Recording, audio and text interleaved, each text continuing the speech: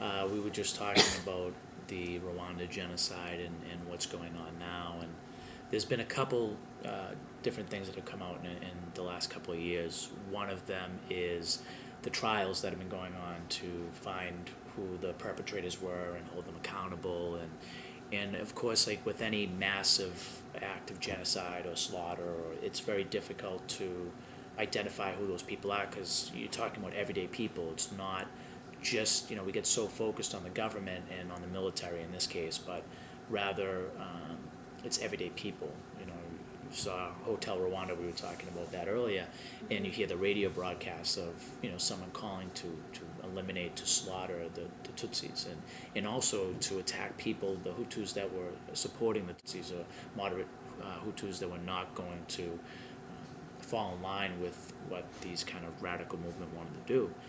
And I believe the courts have just extended the kind of time frame that they're going to have these court cases until 2012. And there's been an argument by some that it's becoming very difficult to find these people, but at the same time, it's very costly, and the government's forced to incur this cost of dealing with these court cases and trying to track down these people. In many cases, who fled Rwanda for neighboring countries, and like in the Holocaust, it's very difficult to find the perpetrators. Many of the upper level perpetrators had fled, Mengele and other people like that, and some of them were never found. And unfortunately, like with the Holocaust, it's going to be difficult to really capture everybody that was responsible for the Rwanda genocide. The other things that are going on, of course, investigations and whatnot. The leader of the Hutu leader at the time, 94, that was assassinated. The government has come out recently after a long investigation. It was believed that the Tutsi rebels had assassinated the Hutu leader at the time, and that's what triggered the actual genocide itself, the huge backlash against Tutsis and the minority Tutsi in Rwanda. But what the government has found in a couple articles I looked at recently was that perhaps it wasn't Tutsi rebels that carried out the assassination, that it may have been these radical Hutus that wanted to, that were upset about there being a peace agreement between the Hutu government and the Tutsi rebels, but at the same time, it could have been also and it resulted in the kind of jumping off point, the springboard, if you will, for the attacks on Tutsi people themselves, because like anything, the propaganda, like Kristallnacht with the Holocaust in 1938, the assassination of any political figure, and if you target a specific group because of that, there's a huge backlash against that group. So the government believes that this was not necessarily the Tutsi rebels that carried out this assassination, but rather it may have been the Hutu radicals that were using this as an excuse to carry out their agenda of wiping out non-Hutu or moderate Hutus that were not going to fit into the realm of what they wanted, this type of government. Other things that, like any time after genocide, there's this kind of healing process that needs to occur. It's not like these people that were the perpetrators were just government officials, as we say. These were people, everyday people like you and me, who got caught up. Some of them were bystanders. Some of them were participants and perpetrators. And the ones that are getting let out of jail at this point now, after serving their sentence, now have to be reacclimated into the society and now living amongst the people that they were trying to persecute in the first place. And that healing process needs to occur, and in some cases it takes such a very long time. As we were talking about earlier, the courts have decided to, in the perpetrators that were sentenced to prison, their sentence was half jail time, but also half community service, because they wanted to try to mend those bonds and mend those feelings, but more importantly, get them a chance to reacclimate themselves like you would to rehabilitate any person that was arrested.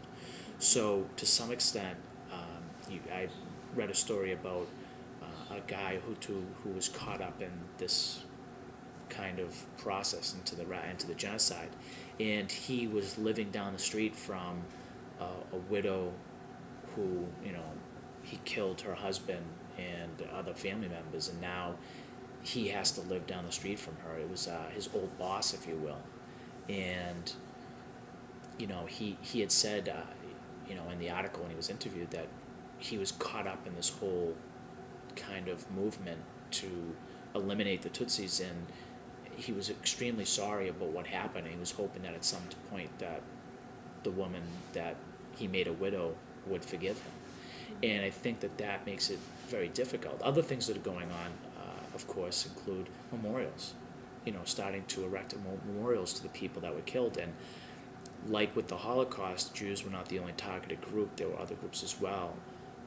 During the Rwanda genocide, although the Tutsis were the major focus, the major group that was attacked, there were also Hutu that were not falling in line with the agenda of the radicals, and as a result, they were murdered too.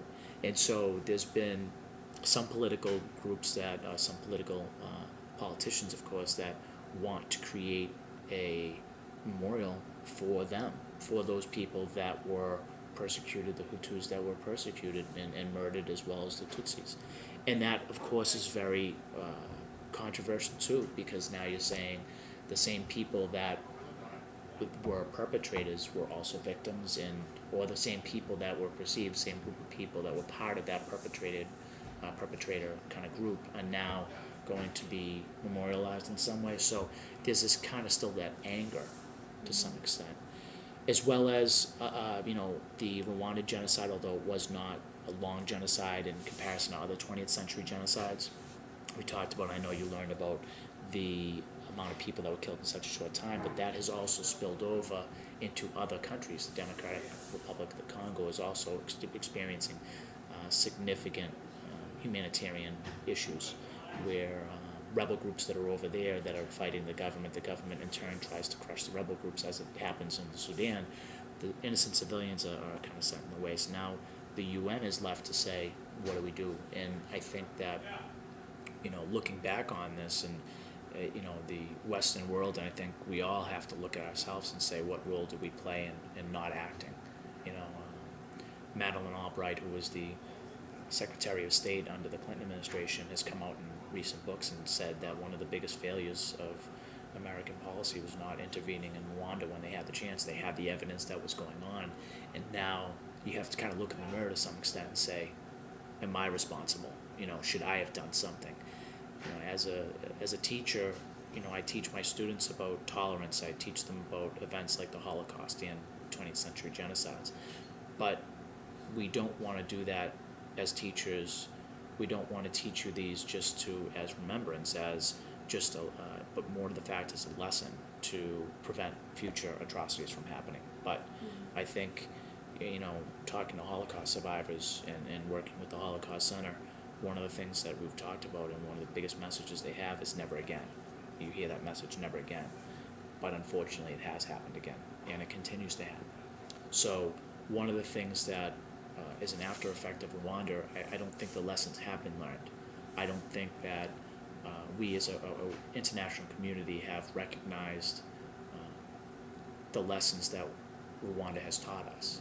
And that is, when you have significant conflict, civil war, like it's going on in the Sudan, like was going on in Nigeria at one point in time. Most of Africa, as you know, with imperialism, after the Europeans and other foreign countries left, they kind of left this power vacuum, and that resulted in significant, civil conflict between the warring peoples that were involved.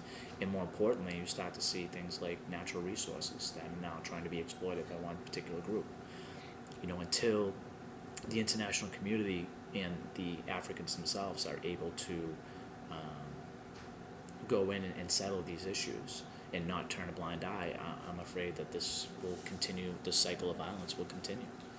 And again, as much as we want to identify Rwanda and learn the lessons from it, I think that we really haven't learned as much as we should and taken enough initiative to stop it from happening again.